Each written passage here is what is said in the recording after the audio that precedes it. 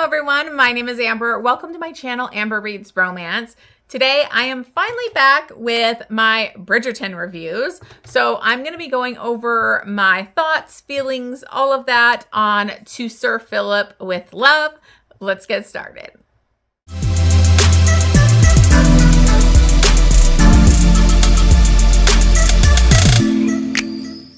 Okay guys, so actually previously I was doing vlogs for the Bridgerton series. I had never read it. I know it's super hyped and there's the show and everything. I've never watched the show still. But I don't know, the vlogs were kind of not doing that great. I started to get over it and get frustrated with the series. So then like near the last couple, I think I just did reviews on them. And that's kind of honestly what I'm going to do here. I'm not vlogging the whole experience. I'm just going to give you my thoughts on it. Since I did start the Bridgerton, video series that I was doing. So my thing is that I do think that this is a little too overhyped of a series. I feel like it's okay. I've literally only had 1 5-star out of the series. And then I think I'm on, which book is this? Okay, so I'm on To Sir Philip with Love is the 5th book in the series. And I mean, I've only had 1 5-star. So I don't really call that this amazing series. I think I gave the first one 2.5 stars. I was so fucking pissed. So I don't know. I guess I just don't get the hype. But don't come after me. I know it's really loved and people love the show and all that kind of stuff. So I do want to try and finish it and continue on. So I did listen to Sir Philip with Love. I listened to it on Anyplay. So I was basically kind of listening to this book while I was making pies and everything for Thanksgiving. So it went better than I thought. At first, I was kind of not all into this romance. It was kind of slow going for me. I wasn't fully into the romance or characters, but it really turned around at the last half for me. So in this, we have Sir Philip, and he has a really tragic story in the beginning that was very sad. And I've seen that with Julia Quinn. She does do this more tragic stuff that I wouldn't expect in a historical romance, because he was married. He actually married his late brother's, I think fiance, or who was his intended. I think her name was Mariana, if I have that right. Hold on, let me pull my notes real quick. Marina, and they were married for about 8 years, but they were not a love match. He kind of just thought it was the right thing to do. They did have twins, but Marina was like very depressed, like severely depressed. She was not happy in their marriage. And at one point, she literally goes out to try and drown herself because she can't swim in their like lake or pond or whatever. And he finds her and saves her.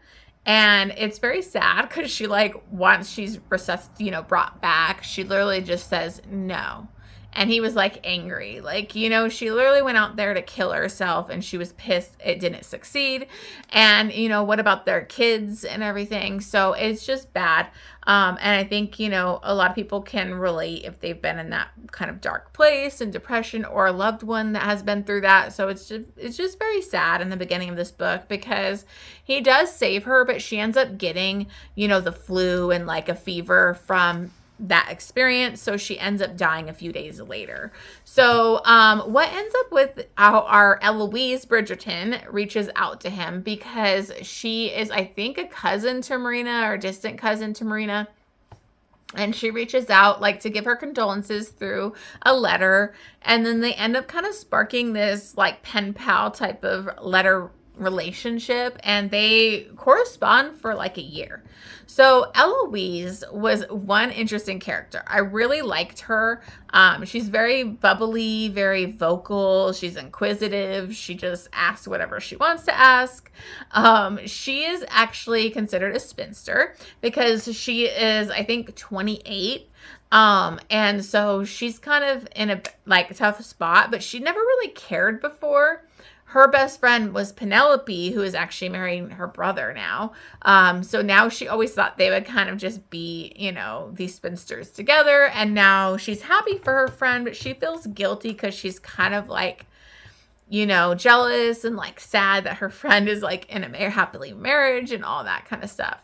So at one point, Sir Philip actually kind of asked her, like, maybe we could see if we could be a good match. I need a wife and all that kind of stuff. And so she ends up going about it in kind of a not great way. She sneaks out while everyone's like kind of leaves the ball early and everybody's busy there, and just shows up at his place so her family wouldn't stop her. And so he has no idea that she was coming, so he didn't really have, a chaperone or whatever at first. He is going to get one, but so she ends up kind of staying with him and his kids. The kids are pulling pranks on her, not wanting her there. They're kind of a little bit rambunctious and out of control. They've like glued a previous governess's like hair before, so they're kind of out of control, but Eloise gives it as good as they're bringing it to her. So those were kind of cute little antics and stuff. So basically they're kind of seeing if they fit. Once she meets him, he's very serious, kind of grumpy. He's a botanist. He's more focused on like being out working on the plants, and he just wants a wife to take care of his kids and probably, mostly sexual stuff too. So like he didn't really get to have a good sexual relationship with his wife either. But mostly he's looking for somebody to kind of take his kids on and have, help him with the household and all that kind of stuff. So she's kind of like not completely feeling it, but they start to warm up to each other. And, at first I didn't really love Sir Philip because he didn't pay any attention to his kids, but men didn't totally do that back then. So the kids were kind of crying out for attention and love. And so he wasn't really giving that to them. And he kind of seemed like he just wanted her to take care of his kids, basically. But what's funny is like her family figures out where she's at and all her brothers come in, and it's a pretty crazy, confrontation, and they're like pissed off that she did this. And she's like, well, I left a note, and like the note got like mixed up with the mail or whatever, so they didn't know where she was at. So it's a whole thing. But Sir Philip ends up like bonding with them, and they get like drunk together. So it's pretty funny. I love her brothers. That's the thing. I love the family of the Bridgertons. The family unit is amazing. We didn't have as much as the mother in this, which the mother has been my favorite throughout the series. So I kind of wanted more of her, but that's fine. But basically they're like, you have to marry him. Like you didn't have a chaperone. Nothing was available, and so they basically are going to get married for sure now. So, the thing is I didn't totally love him in the beginning for these kind of reasons, because once they get married, they do have a good sexual relationship, but it feels like that's kind of all he was going for. He was constantly away, working on stuff, like not, being with her and the kids. And so she was kind of like frustrated with their relationship. But once you realize where Sir Philip is coming from in the end and how he kind of does a little bit of a grovel and works to try and be there for her and the kids, he won me over in the end. So I really did enjoy their romance and their communication once they start actually communicating, and how he explains where he's coming from. Because at one point she leaves to go visit her brother, Benedict, and when she shows up, one of their kids is like really sick, has a bad fever, and it's not getting better. And so she ends up staying, and he thought she kind of like left him. And so he goes to like chase her down. And when he sees what's going on, he ends up kind of helping with like a different like type of, plant that could help and all that kind of stuff.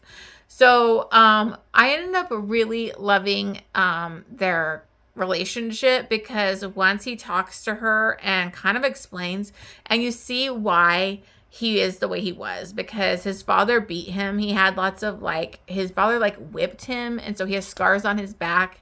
And at one point with his kids, before she came into the picture, he really almost hit them and was so pissed off about what they did to their previous governess.